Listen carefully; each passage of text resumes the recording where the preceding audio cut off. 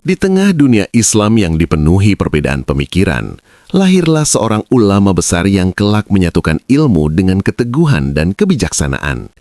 Ia adalah Imam Syafi'i, seorang anak yatim dari Gaza yang tumbuh menjadi pelita bagi umat. Dengan kecerdasan, ketekunan, dan keikhlasan, ia menapaki perjalanan panjang mencari ilmu dari Mekah hingga Mesir. Dari lisannya lahir prinsip-prinsip hukum yang mengubah wajah keilmuan Islam. Inilah kisah perjuangan, pengorbanan, dan warisan abadi seorang imam besar yang namanya terus hidup sepanjang zaman. Bab 1. Kelahiran dan latar belakang keluarga. Imam Asy-Syafi'i yang memiliki nama lengkap Muhammad bin Idris Asy-Syafi'i lahir pada tahun 150 Hijriah atau 767 Masehi di kota Gaza, Palestina. Kehadirannya di dunia diselimuti ketentuan ilahi karena ia lahir dalam kondisi yang penuh tantangan. Ayahnya, Idris bin Abbas, wafat sebelum Muhammad lahir, meninggalkan ibu dan keluarga muda dalam situasi yang menuntut ketabahan. Kehilangan sosok ayah sejak awal kehidupan membuatnya bergantung pada kasih sayang dan pendidikan ibunya, Fatimah binti Abdul Wahab, yang dikenal sebagai wanita solihah dan penuh perhatian.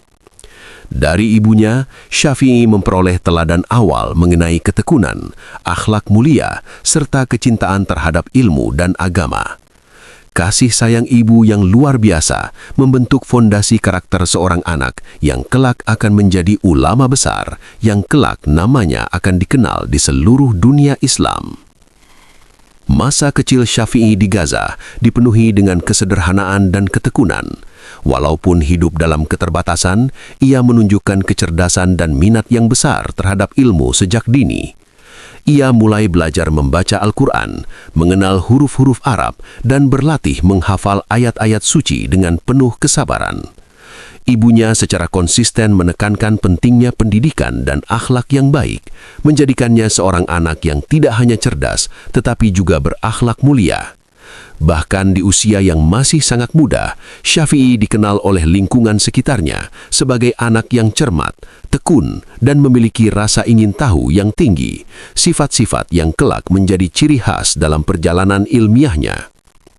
Selain pendidikan formal, lingkungan keluarga dan masyarakat turut mempengaruhi pembentukan karakternya. Gaza pada masa itu merupakan pusat perdagangan dan interaksi budaya, sehingga Syafi'i terbiasa melihat perbedaan pandangan dan praktik. Hal ini menanamkan dalam dirinya rasa toleransi dan kemampuan untuk menilai dengan adil. Kehidupan sehari-hari yang sederhana namun penuh nilai-nilai keagamaan membuatnya menyadari pentingnya kesabaran, kejujuran, dan ketekunan. Ia belajar dari pengalaman sehari-hari bahwa ilmu yang diperoleh tanpa akhlak mulia tidak akan membawa manfaat sejati. Dari sinilah dasar pemikiran dan prinsip moralnya mulai terbentuk, yang kelak akan menjadi ciri khas dalam semua ajaran dan karya-karya ilmiahnya. Selain itu, hubungan erat dengan ibunya juga menanamkan kecintaan terhadap ilmu dan spiritualitas. Fatimah selalu menekankan pentingnya doa, solat, dan ketekunan dalam menuntut ilmu.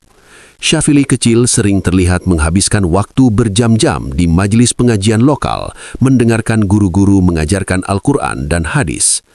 Lingkungan yang kaya dengan ilmu ini menumbuhkan rasa kagum dan kecintaan yang mendalam terhadap agama, sekaligus membentuk kesadaran bahwa ilmu adalah jalan menuju keberkahan dan ketenangan hidup.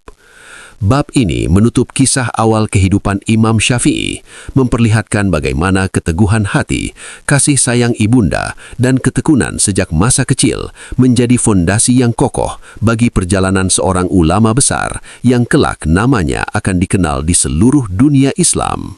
Bab 2. Masa kanak-kanak dan pendidikan awal. Masa kanak-kanak Imam Syafi'i di Gaza merupakan periode yang syarat dengan pembentukan karakter dan kecintaan terhadap ilmu. Sejak kecil, ia menunjukkan ketekunan luar biasa dan rasa ingin tahu yang tinggi.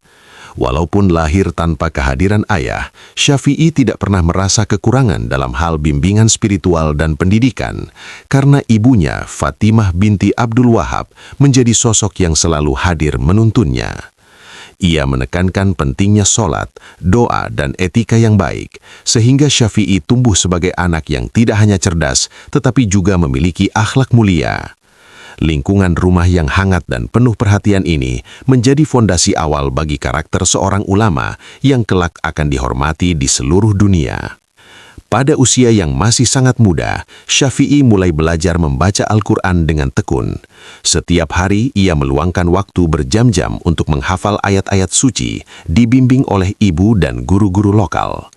Tidak hanya sekedar menghafal, ia juga belajar memahami makna ayat-ayat tersebut, menumbuhkan kecintaan yang mendalam terhadap Al-Quran sejak dini. Ia dikenal oleh lingkungan sekitarnya sebagai anak yang sabar dan disiplin, dua sifat yang menjadi ciri khasnya sepanjang hidup. Ketekunan ini bukan hanya pada ilmu, tetapi juga pada pembiasaan akhlak sehari-hari, seperti membantu orang tua, berperilaku sopan, dan menjaga tutur kata.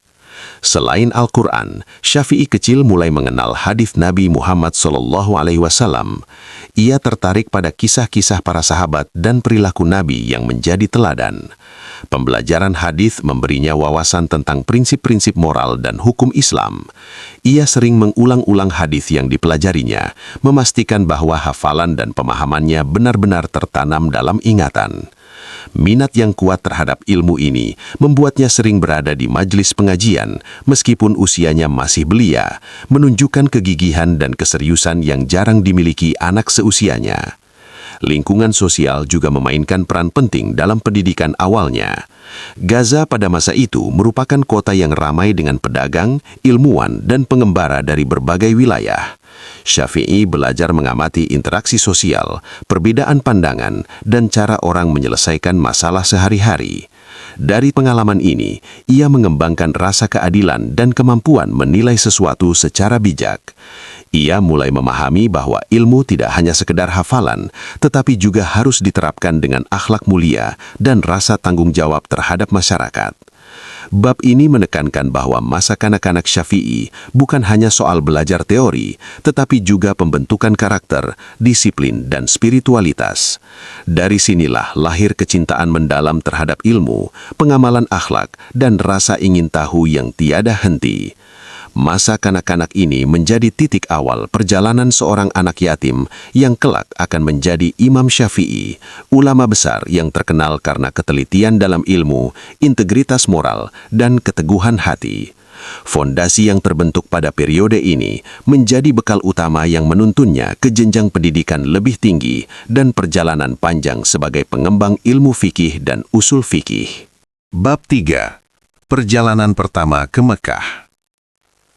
Memasuki masa remaja, Imam Syafi'i mulai menunjukkan dorongan yang kuat untuk menuntut ilmu lebih luas. Keinginan ini membawanya pada keputusan penting, melakukan perjalanan ke Mekah, kota suci yang dikenal sebagai pusat pendidikan dan majelis ilmiah. Perjalanan ini bukanlah perkara mudah bagi seorang remaja yatim dari Gaza, namun tekadnya yang bulat dan dorongan ibunya menjadi pendorong utama.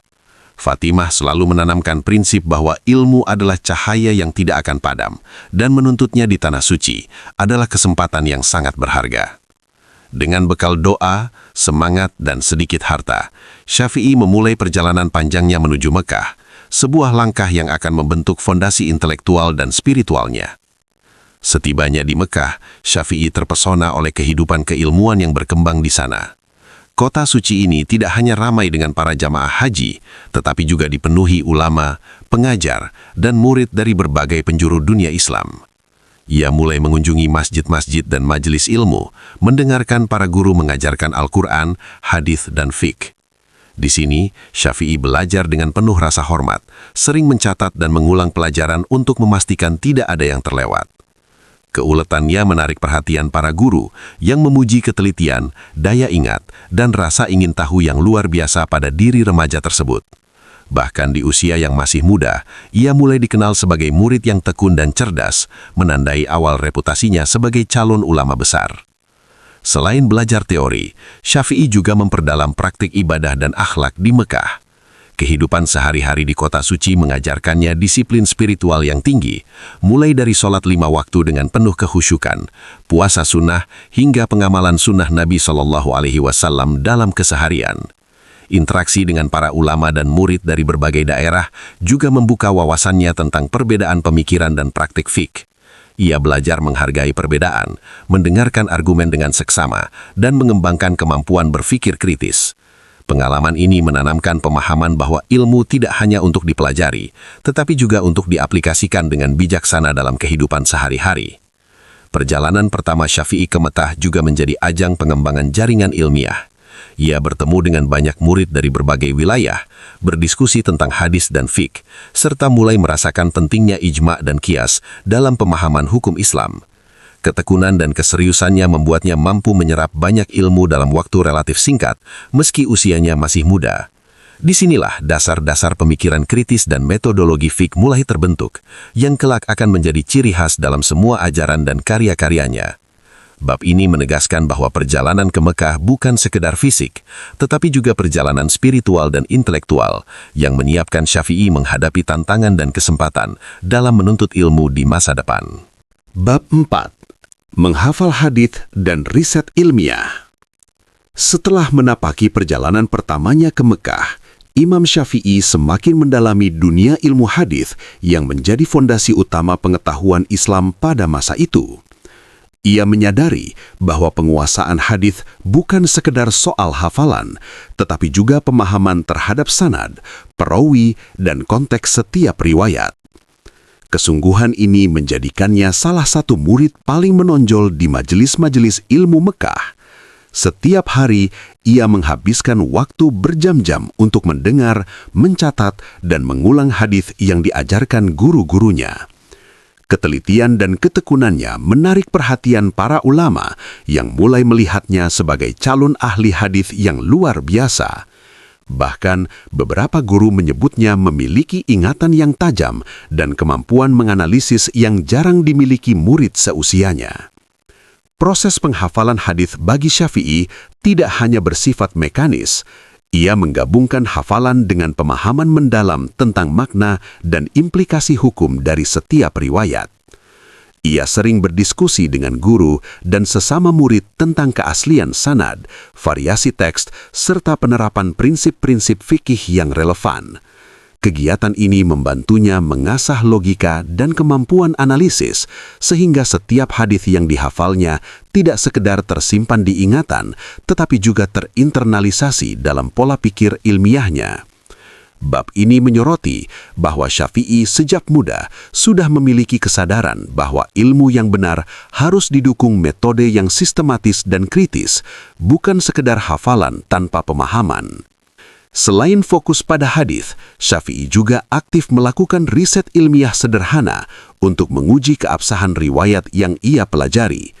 Ia memeriksa sanad para perawi, mempelajari reputasi mereka, dan membandingkan riwayat dari berbagai jalur. Aktivitas ini membuatnya terbiasa menilai informasi secara kritis, membedakan antara yang kuat dan lemah, serta memahami konteks sosial dan historis setiap hadits. Proses riset ini menjadi latihan penting yang membentuk metode ilmiah khasnya, yang kemudian menjadi dasar bagi pengembangan ilmu usul fikih dan fikih praktis. Ketelitian ini juga menegaskan bahwa Syafi'i bukan sekedar penghafal, tetapi seorang peneliti yang memiliki prinsip dan standar tinggi dalam ilmu. Selain pengembangan intelektual, proses ini juga membentuk spiritualitas dan akhlak Syafi'i. Menghafal dan meneliti hadits membuatnya semakin menyadari pentingnya kejujuran, kesabaran, dan ketekunan. Ia belajar bahwa ilmu tanpa amal dan akhlak tidak akan membawa manfaat. Ia menjadi sosok yang rendah hati meski ilmunya luar biasa dan selalu menekankan pentingnya integritas dalam menyampaikan ilmu. Bab ini menegaskan bahwa fase menghafal hadits dan riset ilmiah bukan sekedar proses akademis, tetapi juga perjalanan spiritual dan moral yang membentuk karakter Syafi'i sebagai seorang ulama yang komprehensif, cerdas, dan bijaksana. Bab 5. Belajar di Madinah. Setelah menguasai dasar-dasar ilmu di Mekah, Imam Syafi'i melanjutkan perjalanannya menuju Madinah, kota yang memiliki kedudukan istimewa dalam sejarah Islam. Madinah bukan hanya tempat hijrah Nabi Muhammad SAW, tetapi juga pusat ilmu yang diwariskan oleh para sahabat dan tabi'in. Bagi Syafi'i, perjalanan ini merupakan langkah penting untuk memperdalam pemahaman agama, khususnya dalam bidang fikih dan hadis. Dengan penuh semangat dan tekad, ia tiba di kota yang syarat dengan nilai spiritual dan tradisi keilmuan yang kuat, siap menimba ilmu dari para ulama besar yang tinggal di sana. Di Madinah, Syafi'i bertemu dengan salah satu ulama terkemuka pada masanya, yaitu Imam Malik bin Anas, seorang ahli fikih dan hadis yang sangat dihormati. Imam Malik dikenal sebagai penulis kitab Al-Muwatta, yang menjadi salah satu karya paling berpengaruh dalam sejarah Islam. Syafi'i datang dengan penuh adab dan rasa hormat, bahkan ia telah menghafal kitab Al-Muwatta sebelum bertemu langsung dengan gurunya tersebut. Ketekunan dan kesungguhannya membuat Imam Malik terkesan hingga akhirnya menerima Syafi'i sebagai murid. Hubungan guru dan murid ini menjadi salah satu titik penting dalam perjalanan ilmiah Syafi'i, karena dari sinilah ia mendapatkan fondasi fikih yang kokoh dan metodologi berfikir yang terstruktur. Proses belajar Syafi'i di Madinah berlangsung dengan penuh disiplin dan kesungguhan. Ia menghadiri majelis Imam Malik di Masjid Nabawi, mendengarkan penjelasan hadis dan fikih dengan penuh perhatian. Ia tidak hanya mencatat dan menghafal, tetapi juga memahami cara Imam Malik menarik kesimpulan hukum dari Al-Quran dan Sunnah. Metode ini memberikan wawasan baru bagi Syafi'i tentang bagaimana ilmu fikih dapat diterapkan dalam kehidupan nyata dengan tetap berpegang pada sumber utama ajaran Islam. Selain itu, ia juga belajar pentingnya menjaga kehormatan ilmu dan adab terhadap guru yang selalu ia pegang sepanjang hidupnya. Namun, meskipun sangat menghormati Imam Malik, Syafi'i tidak berhenti pada apa yang ia pelajari.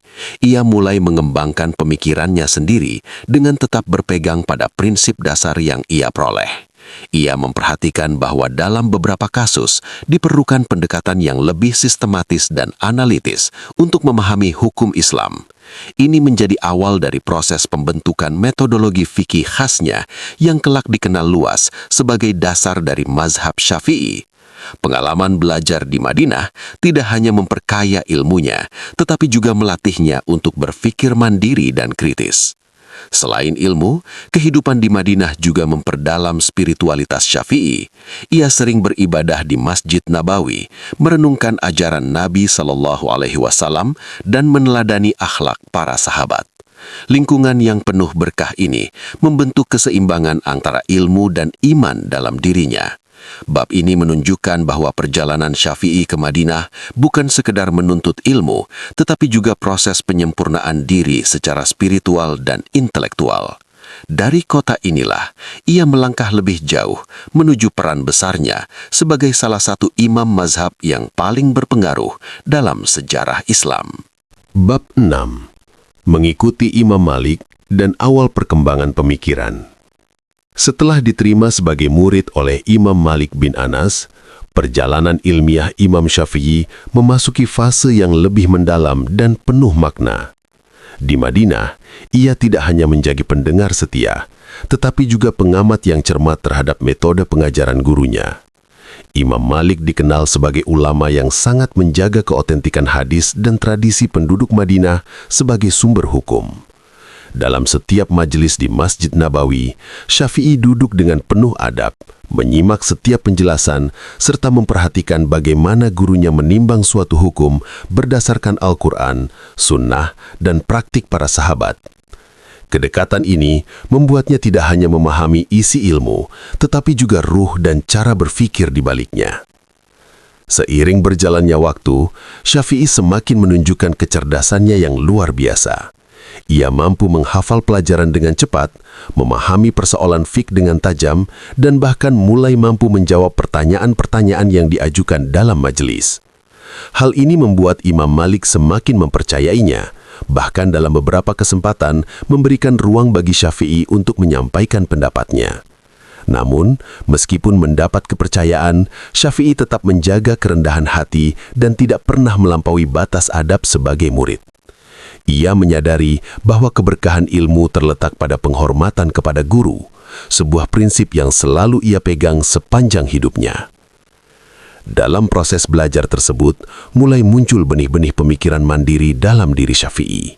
Ia mengamati bahwa meskipun metode Imam Malik sangat kuat dan berakar pada tradisi Madinah, ada situasi tertentu yang memerlukan pendekatan yang lebih luas. Syafi'i mulai mempertimbangkan pentingnya penggunaan logika yang terukur dan sistematis dalam memahami hukum Islam. Ia tidak menolak metode gurunya, tetapi berusaha melengkapinya dengan pendekatan yang lebih terstruktur. Pemikiran ini masih dalam tahap awal, namun menjadi titik penting dalam perkembangan intelektualnya. Perbedaan pandangan ini tidak menimbulkan konflik, melainkan menjadi bagian dari proses pendewasaan ilmiah. Syafi'i tetap menghormati Imam Malik sebagai gurunya, bahkan sering menyatakan kekagumannya terhadap kedalaman ilmu sang imam. Namun, ia juga mulai menyadari bahwa setiap ulama memiliki tanggung jawab untuk mengembangkan pemahaman sesuai dengan kebutuhan zaman dan kondisi masyarakat. Sikap ini menunjukkan keseimbangan antara loyalitas terhadap tradisi dan keberanian untuk berinovasi dalam kerangka yang tetap berpegang pada Al-Quran dan Sunnah. Selain itu, masa ini juga membentuk karakter Syafi'i sebagai seorang ulama yang terbuka terhadap perbedaan.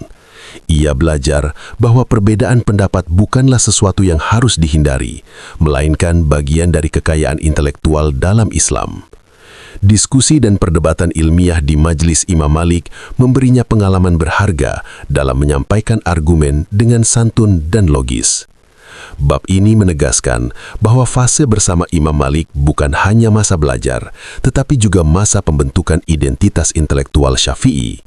Dari sinilah, ia mulai melangkah menuju perannya sebagai pemikir besar yang kelak akan menyatukan berbagai pendekatan dalam fiqh menjadi sebuah sistem yang lebih komprehensif dan terstruktur. Bab 7. Kepindahan ke Irak dan pertemuan dengan ulama Hanafi.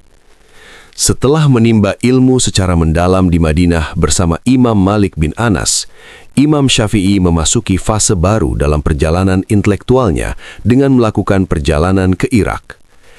Pada masa itu, Irak, khususnya Kufah dan Baghdad, dikenal sebagai pusat pemikiran rasional dan perdebatan ilmiah. Berbeda dengan Madinah yang kental dengan tradisi hadis dan praktik sahabat, Irak berkembang dengan pendekatan yang lebih rasional dalam memahami hukum Islam.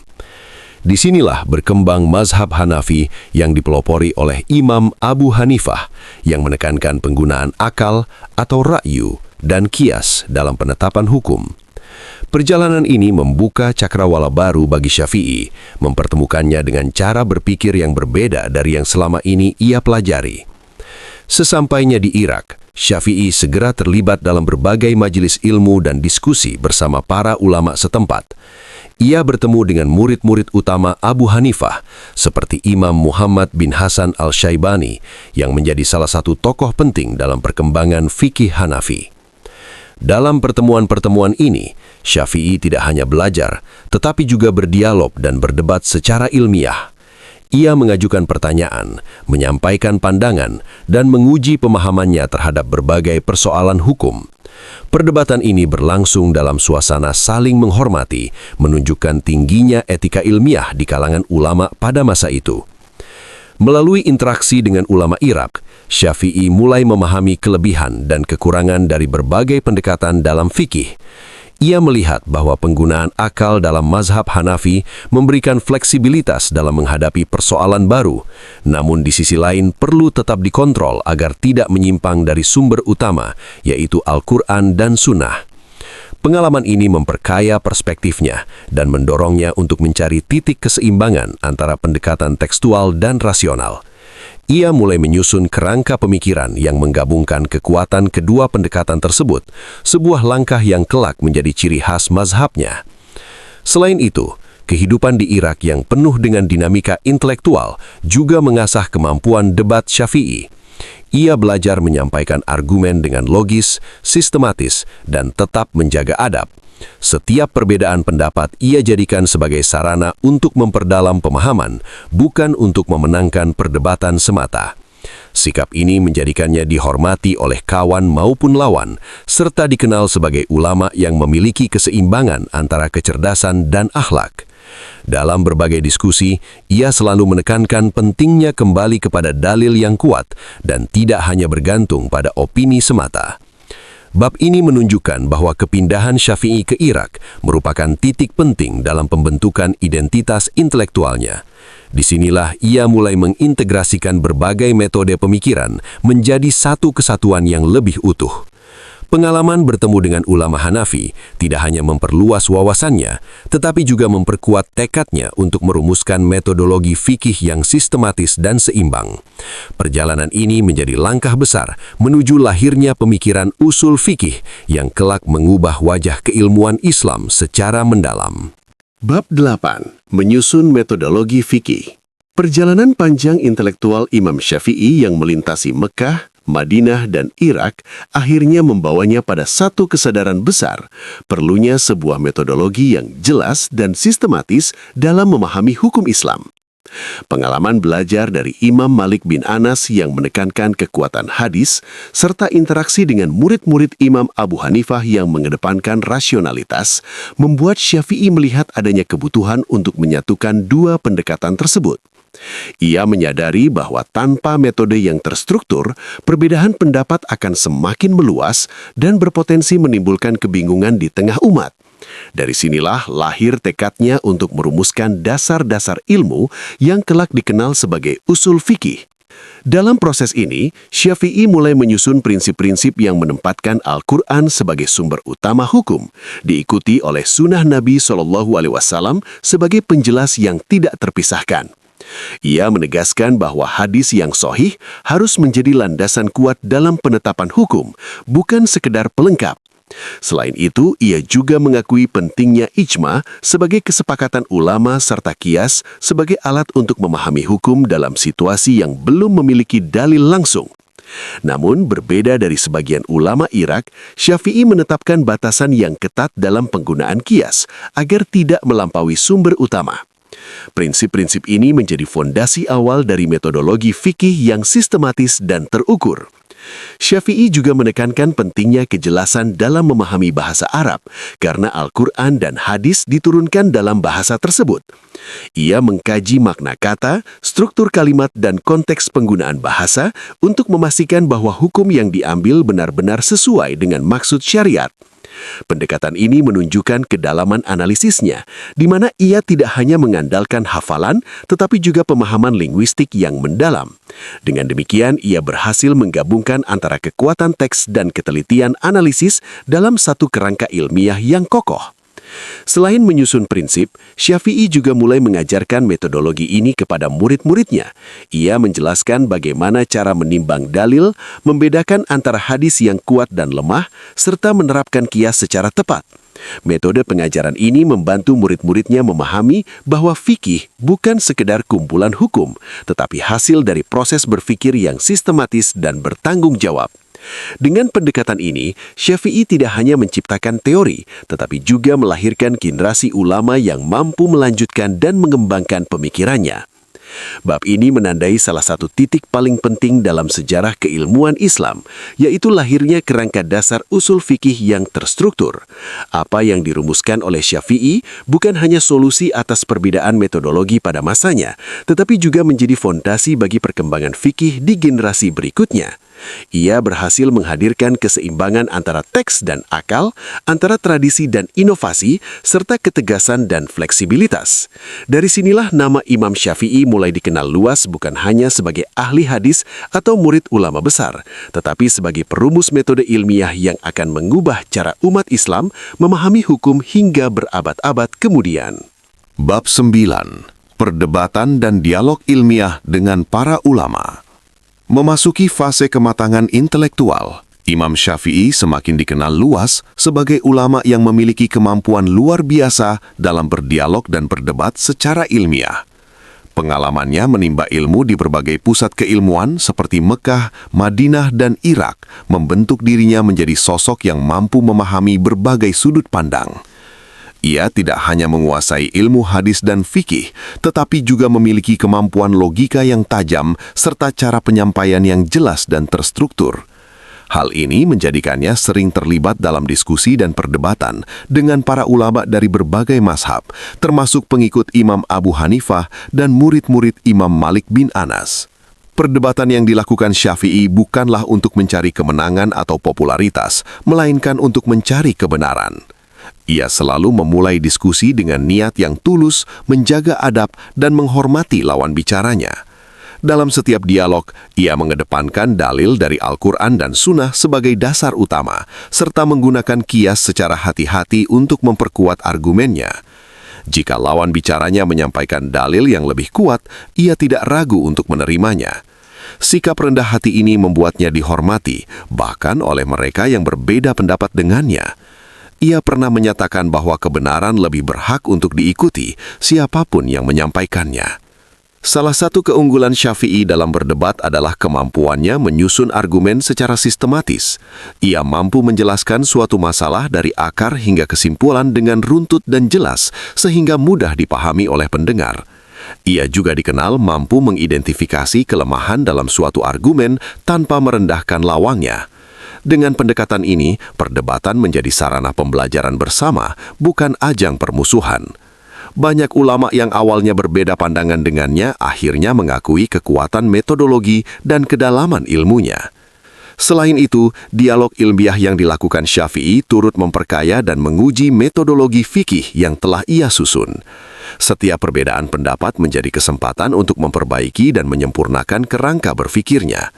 Ia belajar bahwa dalam menghadapi kompleksitas kehidupan, diperlukan pendekatan yang tidak hanya kuat secara dalil, tetapi juga relevan dengan kondisi masyarakat. Pengalaman ini semakin menguatkan keyakinannya akan pentingnya usul fikih sebagai dasar dalam memahami hukum Islam secara komprehensif. Bab ini menunjukkan bahwa perdebatan dalam dunia keilmuan Islam pada masa itu merupakan bagian penting dari proses pencarian kebenaran. Imam Syafi'i tampil sebagai teladan dalam menjaga keseimbangan antara ketegasan dalam prinsip dan kelembutan dalam sikap. Ia membuktikan bahwa perbedaan pendapat bukanlah penghalang persatuan, melainkan sarana untuk memperkaya pemahaman. Dari dialog-dialog inilah, pemikiran Syafi'i semakin matang dan kokoh, mengantarkannya menjadi salah satu imam besar yang pemikirannya terus hidup dan menjadi rujukan hingga kini. Bab 10. Kembali ke Hijaz dan mulai menyebarkan ilmu.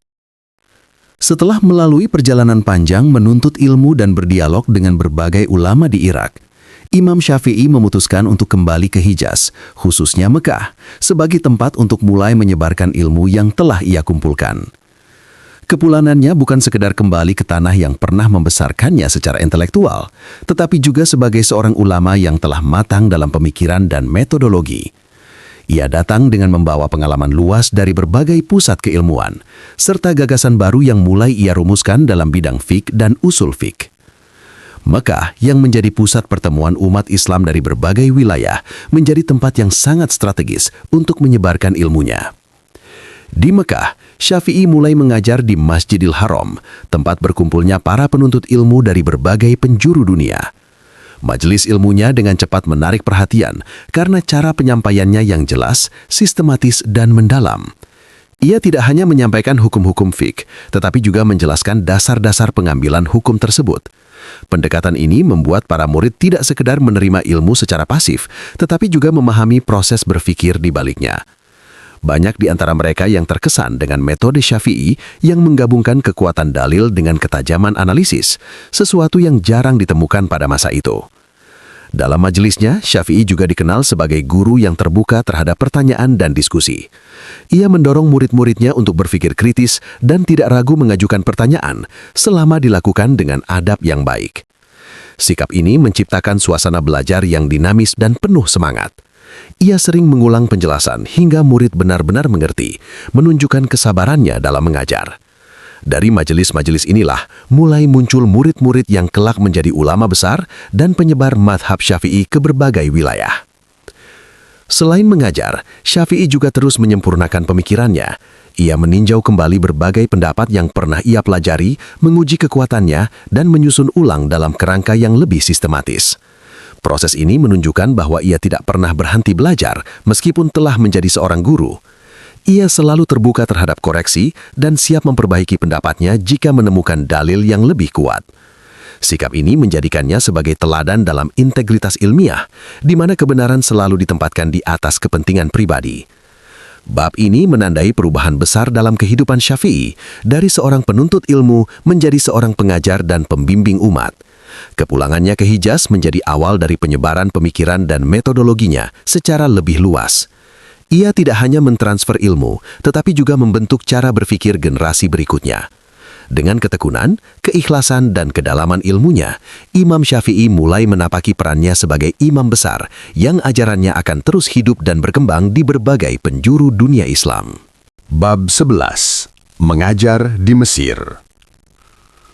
Memasuki fase akhir perjalanan hidupnya, Imam Syafi'i melakukan perjalanan penting menuju Mesir, sebuah wilayah yang saat itu menjadi pusat pertemuan berbagai tradisi keilmuan Islam.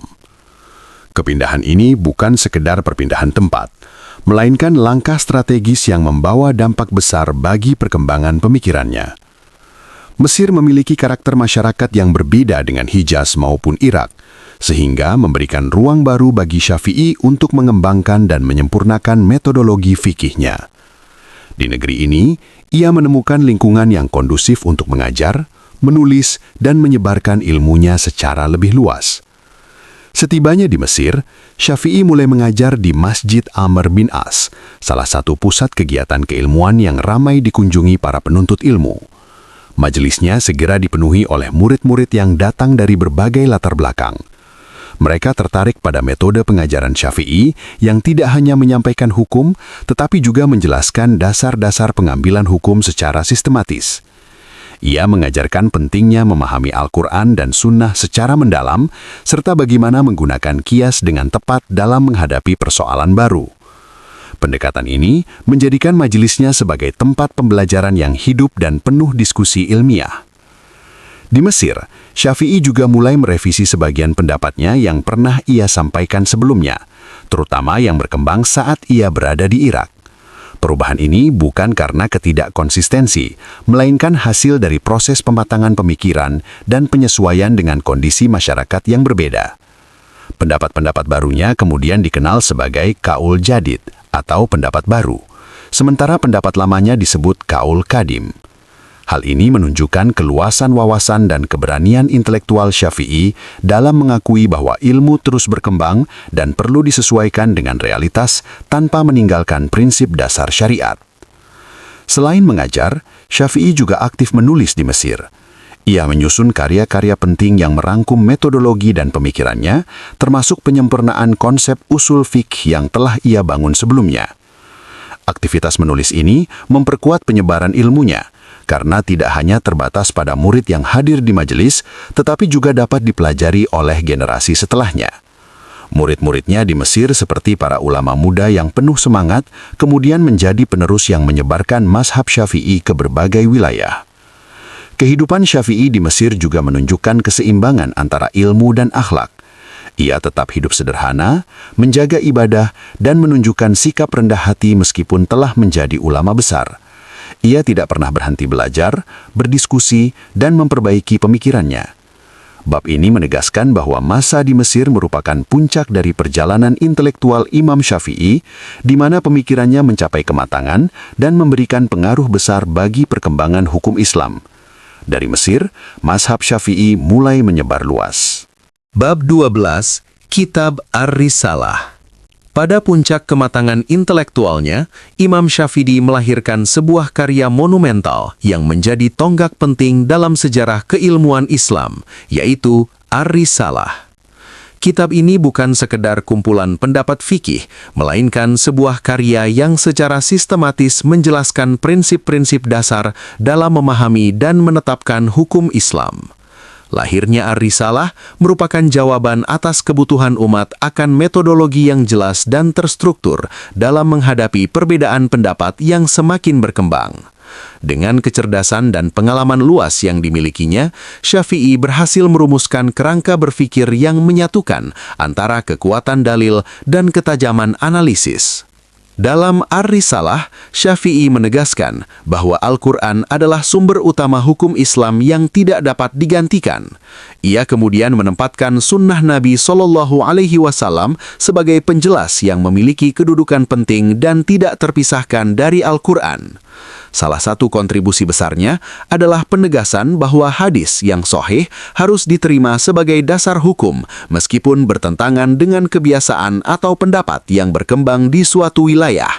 Selain itu, ia juga membahas konsep ijma sebagai kesepakatan ulama yang memiliki kekuatan hukum, serta qiyas sebagai metode analogi yang digunakan dengan batasan yang ketat.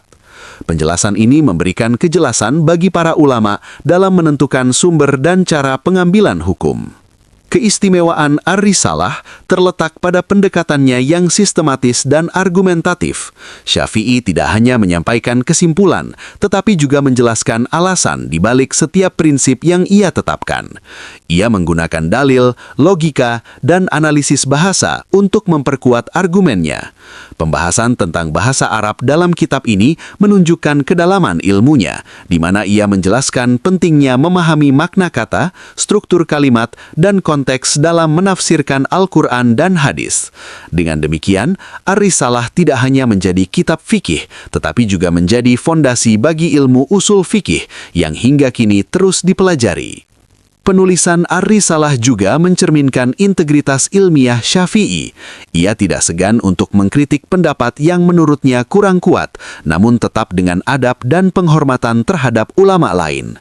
Ia berusaha menjaga keseimbangan antara ketegasan dalam prinsip dan keterbukaan terhadap diskusi. Sikap ini menjadikan karyanya diterima luas dan dihormati oleh berbagai kalangan, bahkan oleh mereka yang tidak sepenuhnya sependapat dengannya. Kitab ini kemudian menjadi rujukan utama dalam memahami metodologi hukum Islam dan menginspirasi banyak ulama setelahnya. Bab ini menegaskan bahwa Ar-Risalah adalah warisan terbesar Imam Syafi'i dalam dunia keilmuan Islam.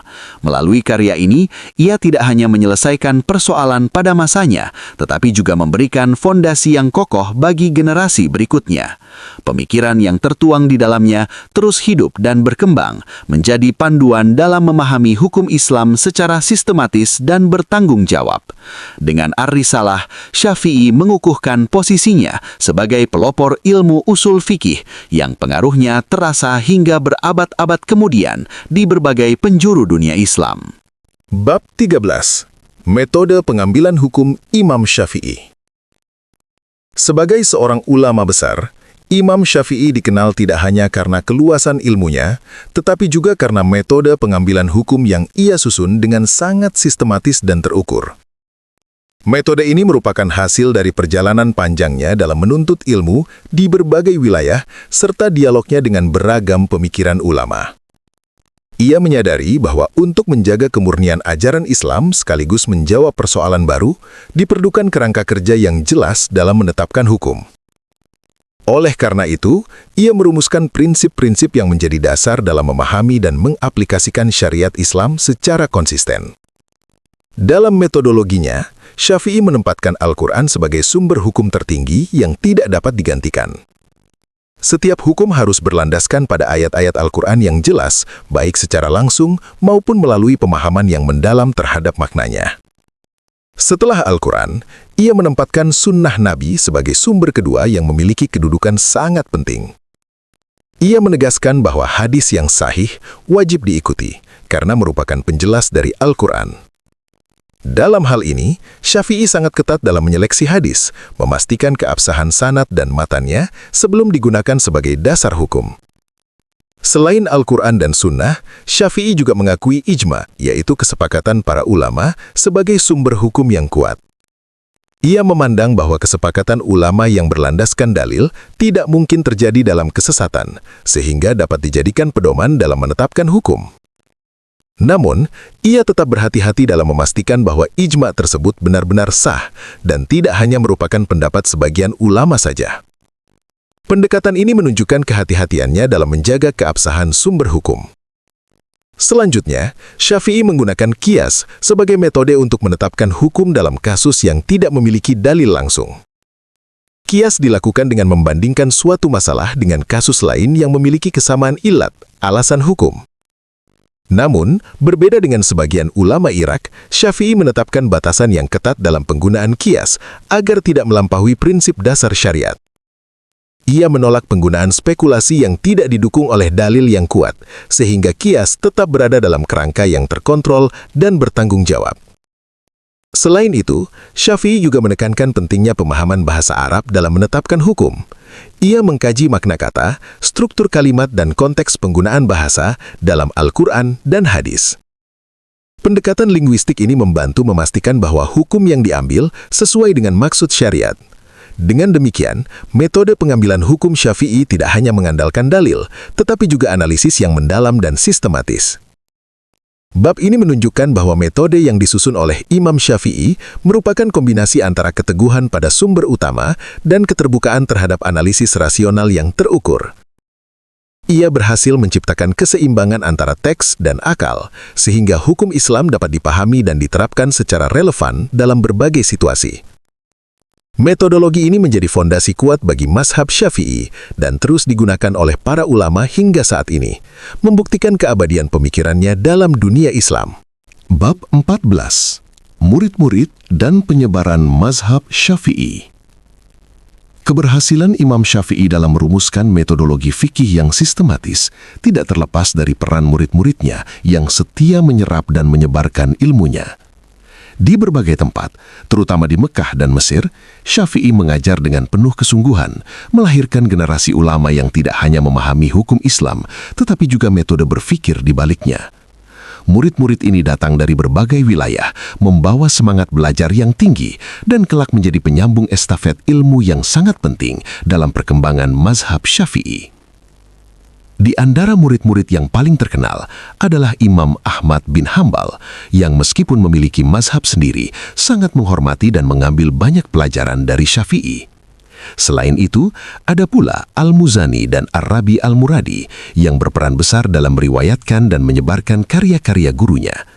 Mereka mencatat pelajaran, menyusun kembali pemikiran Syafi'i, serta mengajarkannya kepada generasi berikutnya. Melalui tangan-tangan para murid inilah, ajaran Syafi'i tidak hanya bertahan, tetapi juga berkembang dan menyebar luas. Penyebaran mazhab Syafi'i berlangsung secara bertahap, dimulai dari Mesir sebagai pusat utama. Dari sana, ajaran ini menyebar ke berbagai wilayah seperti Hijaz, Yaman, Syam, hingga ke wilayah Asia. Para murid dan pengikut Syafi'i membawa kitab-kitab dan metode pengajarannya ke daerah masing-masing, menyesuaikan dengan kondisi masyarakat setempat tanpa meninggalkan prinsip dasar yang telah ditetapkan. Proses ini menunjukkan fleksibilitas mazhab Syafi'i dalam beradaptasi dengan berbagai budaya dan tradisi, sekaligus menjaga keutuhan ajarannya. Salah satu faktor penting dalam penyebaran mazhab Syafi'i adalah kekuatan metodologinya yang jelas dan mudah dipahami.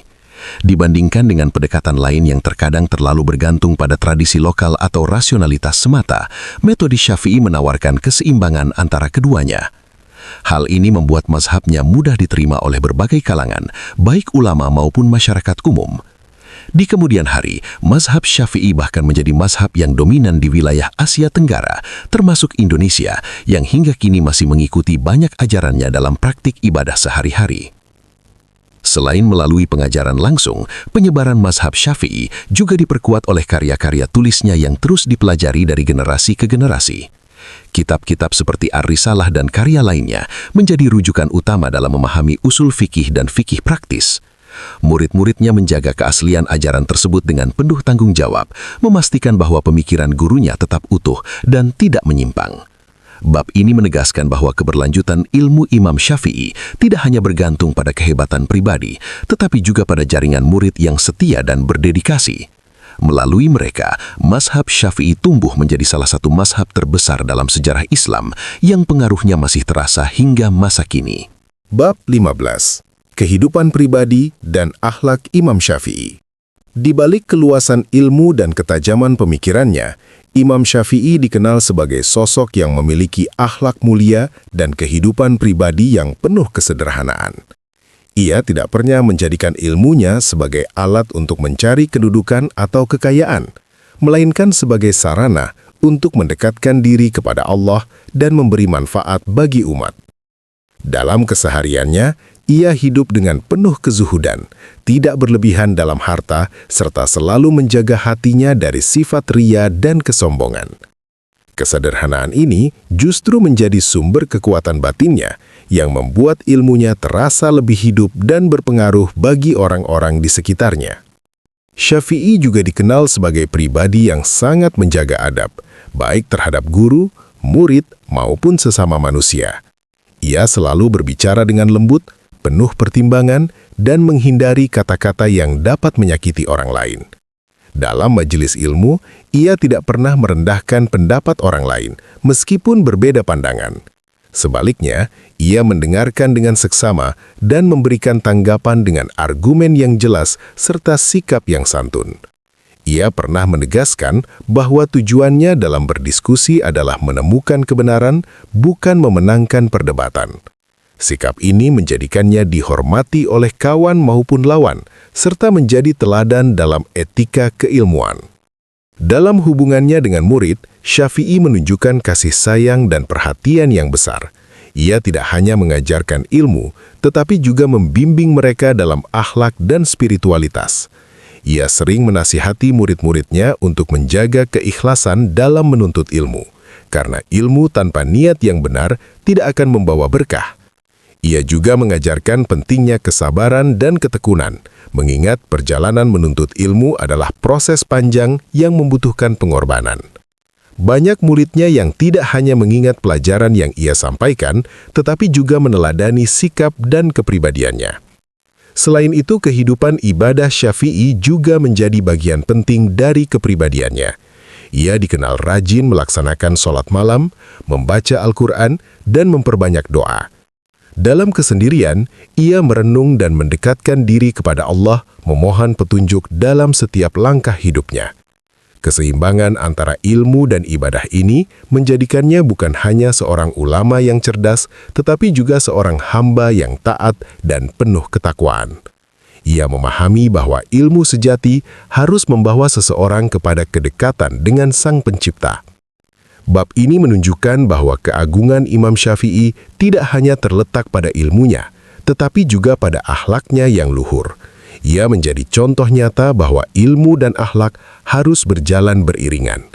Kehidupan pribadinya yang sederhana, sikapnya yang rendah hati, serta keteguhannya dalam menjaga nilai-nilai Islam menjadikannya sosok yang tidak hanya dihormati sebagai ulama, tetapi juga dicintai sebagai teladan. Dari sini, kita dapat memahami bahwa warisan terbesar Syafi'i bukan hanya pemikirannya, tetapi juga karakter dan akhlaknya yang terus menginspirasi umat hingga kini. Bab 16. Penyebaran mazhab Syafi'i ke berbagai wilayah. Seiring dengan wafatnya Imam Syafi'i, ajaran dan metodologi fikih yang ia bangun tidak berhenti, justru mulai menyebar semakin luas melalui murid-murid dan para pengikutnya. Mazhab Syafi'i berkembang pesat karena memiliki dasar yang kuat, sistematis, serta mampu menjawab berbagai persoalan hukum dengan pendekatan yang seimbang antara dalil dan rasionalitas.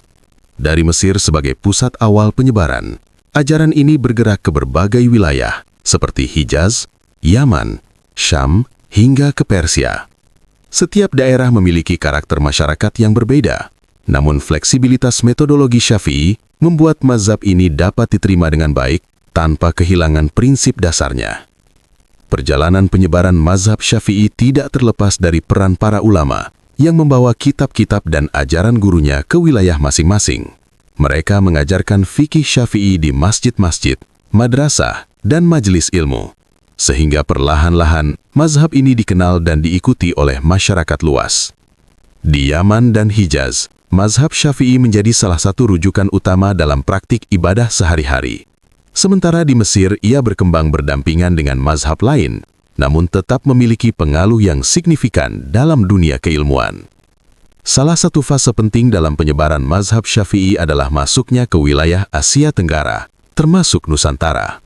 Proses ini terjadi melalui jalur perdagangan dan dakwah para ulama serta pedagang Muslim yang datang dari Yaman, Gujarat, dan wilayah lainnya.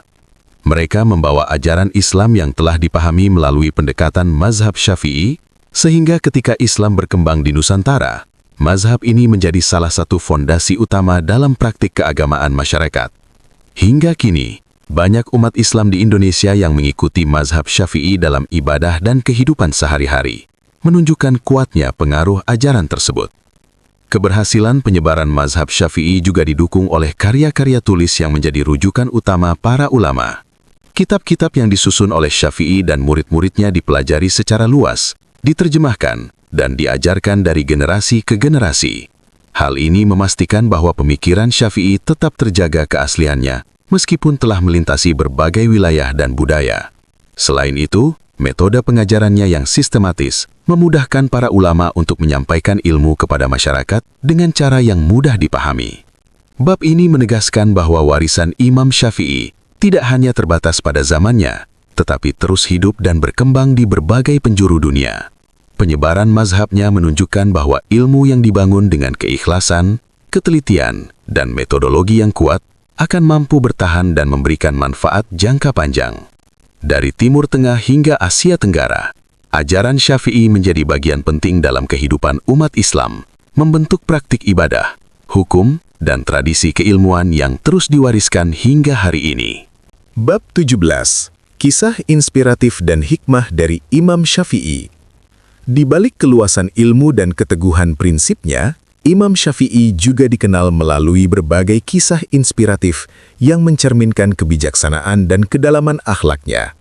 Kisah-kisah ini tidak hanya menggambarkan kecerdasannya dalam menjawab persoalan hukum, tetapi juga menunjukkan bagaimana ia mengaplikasikan ilmunya dengan penuh hikmah dalam kehidupan sehari-hari. Salah satu kisah yang sering diceritakan adalah tentang sikapnya dalam menghadapi perbedaan pendapat. Dalam sebuah perdebatan ilmiah, ia pernah berkata bahwa ia berharap kebenaran muncul dari lawannya, bukan dari dirinya sendiri. Pernyataan ini mencerminkan keikhlasan luar biasa dalam mencari kebenaran, tanpa terikat pada ego atau keinginan untuk menang. Kisah lain menunjukkan kecintaan Syafi'i terhadap ilmu yang begitu mendalam. Diceritakan bahwa ia rela hidup dalam kesederhanaan demi menuntut ilmu, bahkan terkadang harus menulis pelajaran di atas tulang atau benda seadanya karena keterbatasan alat tulis. Namun keterbatasan itu tidak pernah menghalanginya untuk terus belajar dan menghafal.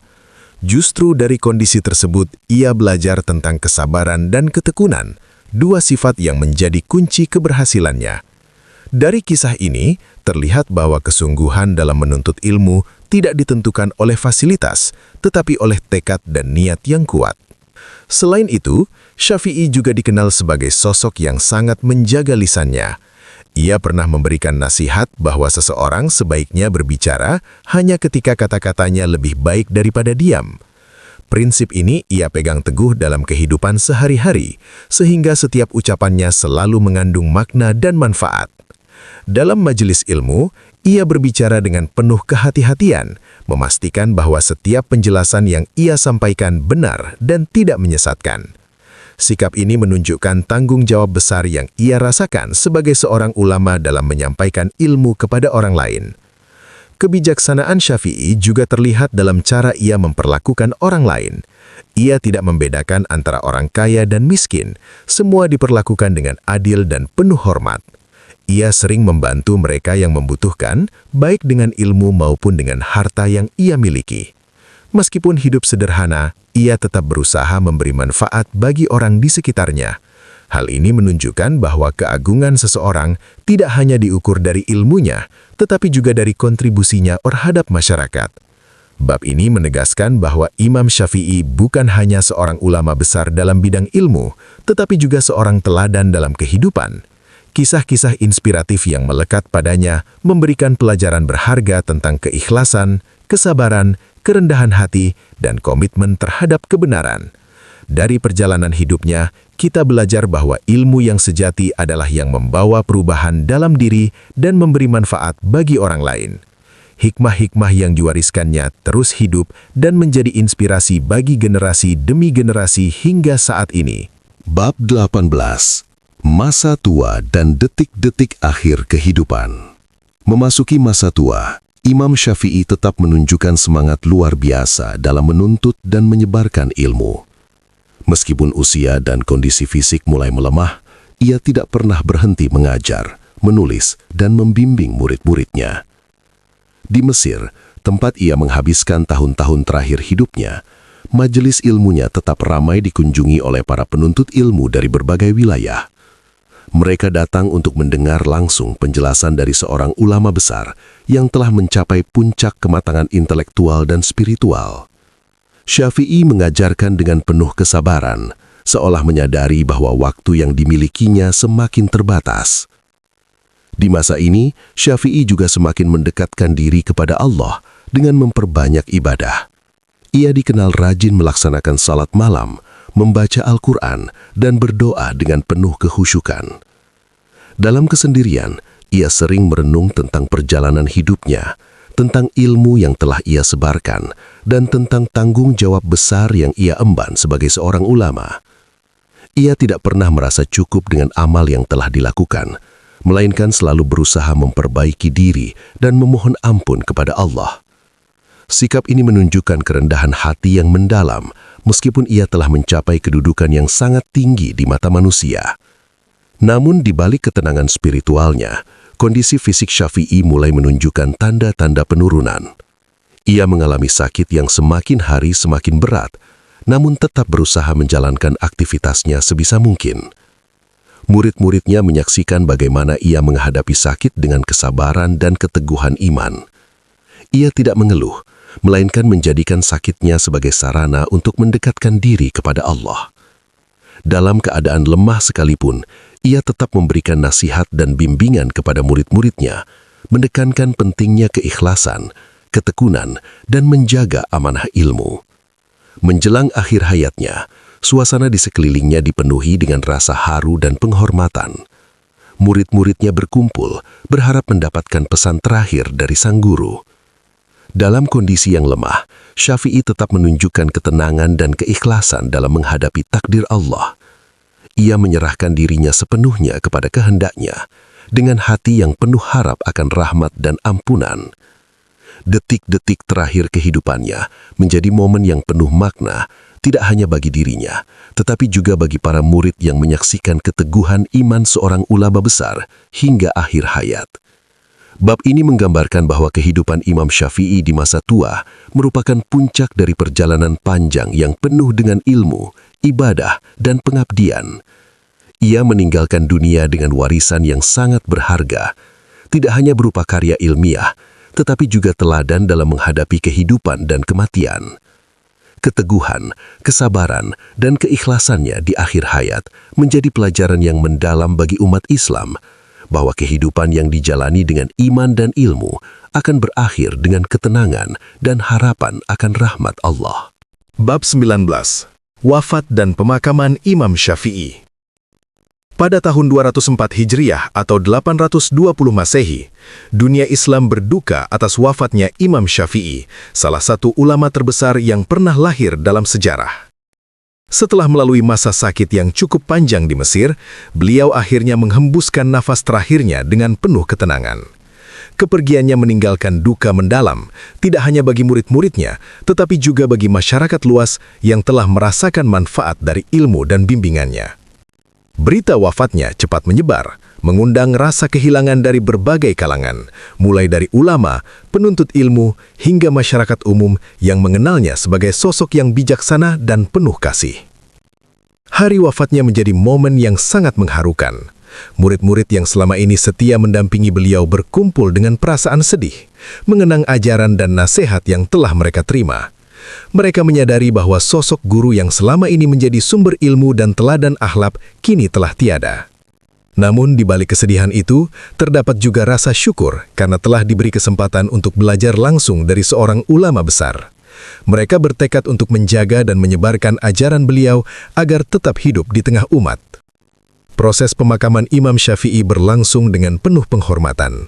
Jenazah beliau disolatkan oleh banyak orang yang datang dari berbagai penjuru, menunjukkan betapa besar kecintaan umat terhadapnya. Suasana duka terasa begitu mendalam, namun juga dipenuhi dengan rasa hormat dan doa. Beliau dimakamkan di Mesir, tanah yang menjadi saksi perjalanan akhir hidupnya, sekaligus tempat berkembangnya pemikiran-pemikirannya yang matang. Hingga kini, makamnya menjadi salah satu tempat yang sering dikunjungi oleh umat Islam sebagai bentuk penghormatan dan mengenang jasa-jasanya.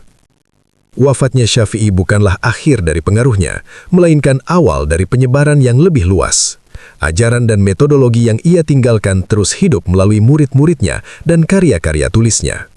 Banyak ulama setelahnya yang menjadikan pemikirannya sebagai rujukan utama dalam memahami hukum Islam.